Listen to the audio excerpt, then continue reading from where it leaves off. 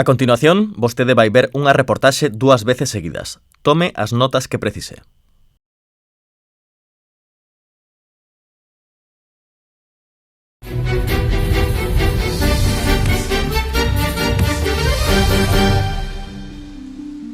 Antonio Raimundo Ibáñez, futuro marqués de Sargadelos, é un fidalgo asturiano que vive desde os 18 anos en Ribadeo, un porto importante na Galicia da época. Dedícase ao comercio marítimo no que empezou importando viños e augardentes cataláns. Agora está inspeccionando, xunto co seu socio compostelán, Xosé de Andrés García, un cargamento de liño que acaba de chegar procedente do Báltico á aduana de Ribadeo.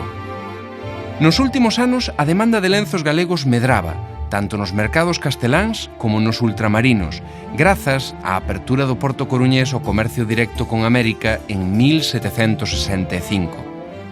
Co aumento da demanda de tecidos, o liño producido en Galicia non era suficiente. Por iso, impórtase de Riga e de San Petersburgo. Ibáñez conseguiu permiso da Coroa para ese comercio. Unha vez á semana, as fiandeiras van ao almacén central de Ribadeo. Alí, obteñen o liño que solicitan e volven días despois cos lenzos xa elaborados. Este é o edificio da antiga aduana de Ribadeo, onde Ibáñez fixo bons negocios. Cos cartos gañados, construíu un alto forno. E por que un alto forno? Pois porque daquela, na comarca había moita tradición de traballar o ferro e había unha gran demanda dese metal. As ferrerías tradicionais concentrábanse nas áreas montañosas de Ourense e Lugo, zonas próximas ás vetas de ferro e a grandes bosques necesarios para fabricar carbón vexetal que serviría de combustible. Tamén necesitaban auga de ríos como forza para mover os enormes martelos de fundición.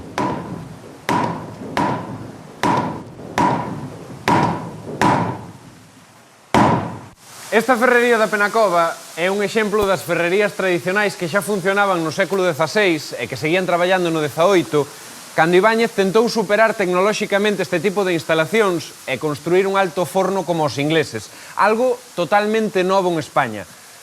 E o caso é que conseguiu o seu obxectivo cando obtivo o permiso real en 1791. Antonio Raimundo Ibáñez, o seu socio Xosé de Andrés García e o enxeñeiro Francisco Richter estudan os planos da fábrica de ferro de Sargadelos. As obras están a piques de rematar despois de 3 anos de traballo intenso. Esas obras incluían non só o alto forno, senón presas e canles, carboeiras, almacéns e tamén casas para os obreiros. Ían necesitar uns 200 homes para poñer en marcha a siderurxia, moitos máis ca nunha ferrería tradicional. Van contar ademais coa axuda de técnicos procedentes do País Vasco, que son recibidos polo propio Ibáñez. Os técnicos ocuparánse da fundición e do moldeo do ferro. Ibáñez quere informar a todos dun cambio de plans fundamental. Sargadelos non vai fabricar, como se pensaba nun principio, olas para colgar nas gramalleiras, senón que vai fabricar municións. O exército quere asinar un contrato por varios anos para que Sargadelos lle produza material bélico. España está en guerra con Francia e as fundicións vascas e pirenaicas destruíronse. Así que Sargadelos é unha boa opción. O certo é que nos seguintes anos a fábrica só elaborará municións. Estas ruínas son o que queda daqueles altos fornos de Sargadelos, aínda que tamén sobreviviu ao paso do tempo a rede de canalización de augas do río Xunco e os bosques do arredor. Aqueles bosques foron o grande motivo de conflicto entre Antonio Raimundo Ibáñez e os campesiños da zona. Os altos fornos de Sargadelos eran do tipo común en Inglaterra. Utilizaban carbón vexetal que se obtiña mediante a combustión de cantidades inxentes de madeira. Baixo protección do exército, Sargadelos podía explotar un bosque enorme de 1.500 hectáreas, que equivalería a unha quinta parte da superficie actual do concello de Cervo. Estes bosques que eran comunais pasaron a depender de Ibáñez, que lle restrinxiu o seu uso aos labregos. Os campesiños xa non podían cortar libremente leña para as súas casas. E, ademais, non só iso. Tiñan que carretar leña e mineral para Sargadelos varias xornadas ao ano. Ese abuso provocou un motín. En 1798, 4.000 asaltantes armados con todo tipo de apeiros saqueaban e incendiaban os altos fornos de Sargadelos. Na súa maioría eran labregos da comarca, pero tamén acirrando a multitude había curas e fidalgos que vían na industria unha competencia aos seus privilexios. Aquí vemos representacións do que pasaría a historia como Marqués de Sargadelos aínda que nunca tomase posesión do seu título. Antonio Raimundo Ibáñez non só conseguiu sobrevivir ao motín, senón que ademais reedificou os Altos Fornos e construiu unha fábrica nova, a de Louza. Nas estanterías do museo que leva o seu nome podemos ver pezas orixinais daquela fábrica que se creou en 1804 e que sería un dos últimos logros do Marqués e o que lle daría sonato aos nosos días. Pero non puido disfrutala. As tropas inglesas, aliadas das españolas, acaban de entrar en Ribadeo e Ibáñez teme pola súa vida. O pobo acúsao de apoiar os franceses que días antes ocuparan a vila. En Ribadeo hai moita confusión e tumultos, así que Ibáñez decide fuxir. Pero logo lle sae ao paso unha turba dirixida por veciños cobizosos e pola interesada curia de Mondoñedo e que conta co beneplácito dos aliados ingleses. No ataque, acaban coa vida do Marqués. Naquelas circunstancias nunca aclaradas, morría Antonio Raimundo Ibáñez. Coa súa morte, iniciábase a decadencia dos Altos Fornos, que pasarían por diferentes etapas ata a súa desaparición definitiva en 1875. Pero, por que fracasaron os Altos Fornos de Sargadelos? E por que aquela industria pioneira non se estendeu por toda Galicia? Básicamente, porque non había suficiente materia prima. Non había ferro dabondo para unha gran siderurxia. Unha fábrica como a de Sargadelos consumía ao principio unhas 4.000 toneladas ao ano, pero se quería medrar necesitaba bastante máis. E os xacementos da zona non eran tan ricos. De feito, en Galicia si había xacementos de ferro importantes coñecidos desde a antigüidade, pero o certo é que os nosos veciños asturianos e os vascos tiñan reservas meirandes, uns de carbón e outros de ferro. A fábrica de Louza, igual que a siderurxia, pechaba en 1875, pero grazas ao traballo de homes como Luís Seoane ou Isaac Díaz Pardo, o proxecto de Sargadelos renacía en 1968. Esta nova fábrica de cerámica situouse moi preto da antiga. Hoxe, a cerámica de Sargadelos e os seus deseños perviven como un símbolo da identidade cultural do noso país.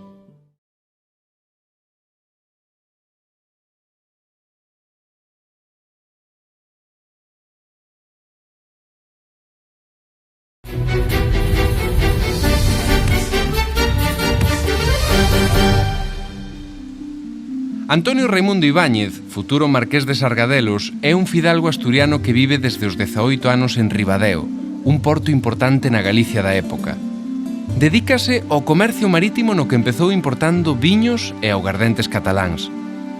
Agora está inspeccionando, xunto co seu socio compostelán, Xosé de Andrés García, un cargamento de liño que acaba de chegar procedente do Báltico á aduana de Ribadeo.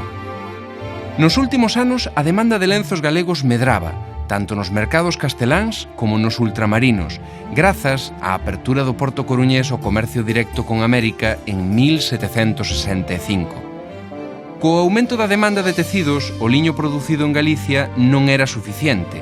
Por iso, impórtase de Riga e de San Petersburgo. Ibáñez conseguiu permiso da Coroa para ese comercio. Unha vez á semana, as fiandeiras van ao almacén central de Ribadeo. Alí, obteñen o liño que solicitan e volven días despois cos lenzos xa elaborados. Este é o edificio da antiga aduana de Ribadeo, onde Ibáñez fixo bons negocios. Cos cartos gañados, construíu un alto forno. E por que un alto forno? Pois porque daquela, na comarca había moita tradición de traballar o ferro e había unha gran demanda dese metal.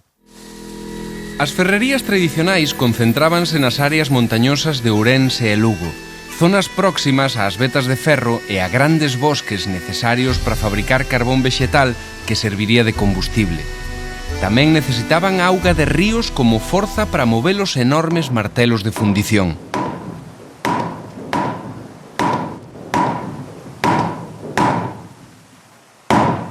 Esta ferrería da Penacova é un exemplo das ferrerías tradicionais que xa funcionaban no século XVI e que seguían traballando no XVIII, cando Ibáñez tentou superar tecnolóxicamente este tipo de instalacións e construir un alto forno como os ingleses, algo totalmente novo en España.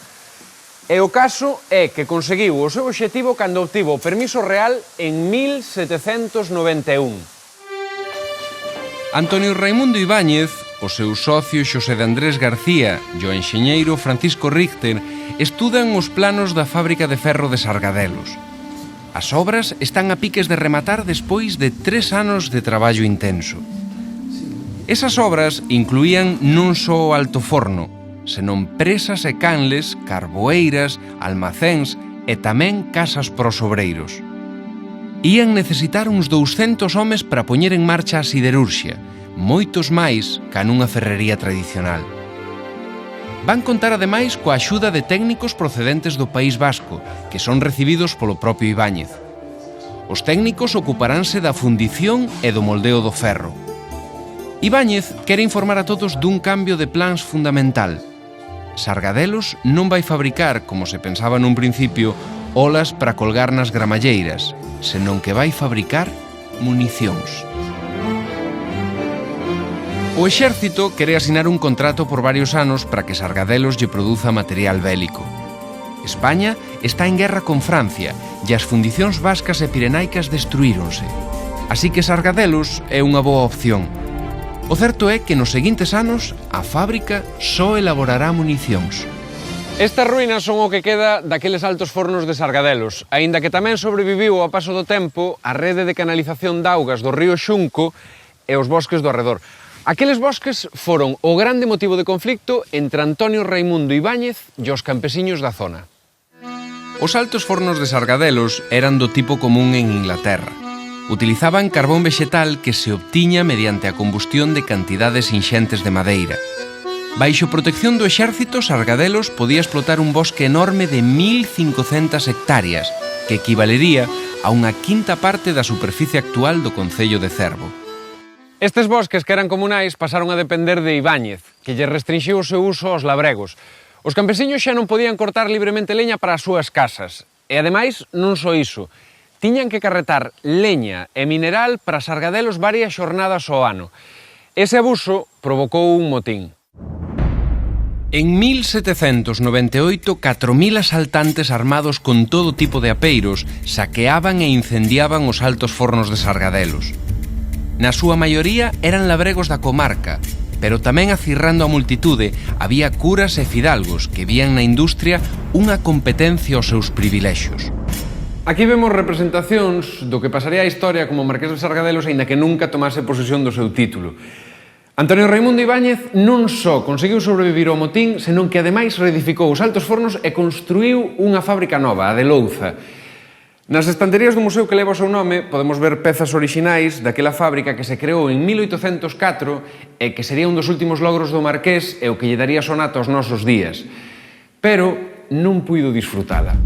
As tropas inglesas, aliadas das españolas, acaban de entrar en Ribadeo e Ibáñez teme pola súa vida. O pobo acúsao de apoiar os franceses que días antes ocuparan a vila. En Ribadeo hai moita confusión e tumultos, así que Ibáñez decide fuxir. Pero logo lle sae ao paso unha turba dirixida por veciños cobizosos e pola interesada curia de Mondoñedo e que conta co beneplácito dos aliados ingleses. No ataque, acaban coa vida do Marqués.